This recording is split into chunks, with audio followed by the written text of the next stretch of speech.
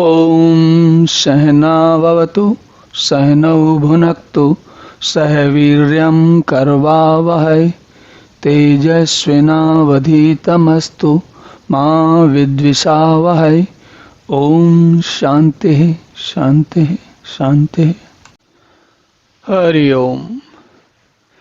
तो भगवान कहते हैं ना हम प्रकाशः सर्वस्य योग माया समावृतः मूढ़म अयम न अभिजानाति लोकः माम अजम अव्ययम। तो जैसा पिछले श्लोक में कहा कि भाई मुझे तुम सामान्य मनुष्यों की तरह जानने की गलती मत करो।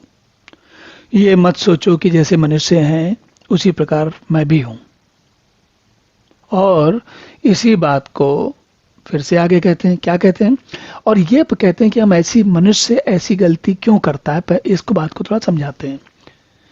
कहते हैं कि योग माया से, अपनी योग माया से, योग माया समावृता, अपनी योग माया से पूर्णतः आवृत होकर, आवृत मतलब छिप जाने के कारण, आवरण होता है ना, जैसे कोई कवर होता है, तो अपनी योग माया से छिपा हुआ मैं सबके प्रत्यक्ष नहीं होता। न अहम प्रकाशः सर्वस्व, मैं सबको प्रकाश में नहीं आता। न अहम मूढ़ो अयम न अभिजानाति, जो मूढ़ हैं, जो बुद्धिमान लोग नहीं हैं, वे मुझे नहीं जानते। अभिजानाति का अर्थ होता है ठीक से नहीं जानते, भली भांति नहीं जानते। और ये नहीं, और मुझ सारा का सारा लोको माम अजम अव्ययम, तो जो मैं अजम अज और अव्यय हूं, उसको जो ये लोक है, लोको माम पूरा लोक है, वह कौन सा लोक? मूढ़ लोगों का लोक।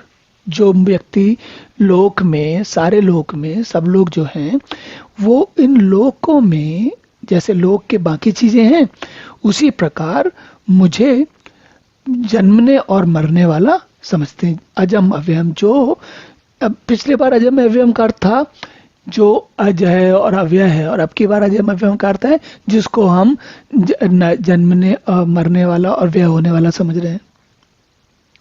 तो शब्दों का खेल है, लेकिन विशेष बात यह समझने की है कि मूढ़ मतलब वो जो बुद्धिमान नहीं है। भगवान कह रहे हैं कि मैं लोगों को इसलिए नहीं दिखता क्योंकि मैं योग माया से छिपा रहता हूं। और योग माया के बारे में भी कई बार बात हुई है। योग माया क्या है?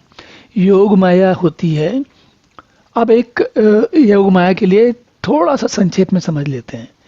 अगर आपने कभी कोई किसी प्रकार का जादूगर का खेल देखा होगा, जो इंद्रजाल वाला खेल होता है, जिसमें जादूगर होता है और वो अपने कुछ नहीं होता और पता नहीं कहाँ से पैसे आ जाते हैं, कुछ नहीं होता और पता नहीं कहाँ से खरगोश आ जाता है या कुछ हो जाता है ना, ऐसी बहुत सारी चीजें आती हैं। जब आप जादूगर का खेल देख रहे होते हैं तो जो कुछ होता है वह सत्य होता है, वह वास्तव में हो रहा होता है, या केवल हमारी आंखों का भ्रम होता है।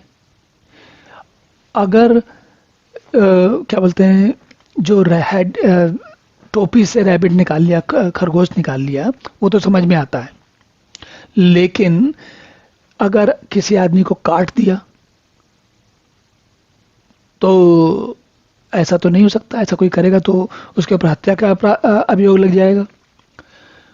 अब अगर हमने देखा और हमें यही दिखा कि वो किसी व्यक्ति को लिटाकर उसको काट दिया गया है, तो आपको क्या लगेगा? देखा तो आपने वही, लेकिन वास्तविकता क्या है? वो व्यक्ति तो नहीं मरा। तो अब आपको इसको क्या कहेंगे आप? इसको माया कहते हैं। माया का अर्थ होता है जो वास्तविकता है वो ना दिखे और कुछ और दिखे। इस संदर्भ में हमें टोपी में से खरगोश निकलता दिख सकता है, या किसी व्यक्ति को लेटाकर उसके साथ कोई ऐसा कार्य किया जा सकता है जिसको हम कल्पना नहीं कर सकते। तो हमारी मनुष्यों की समस्या क्या है? मनुष्यों की समस्या ये होती है कि जो कुछ हमारे सामने है हम उसको न देखकर कुछ और देखते हैं।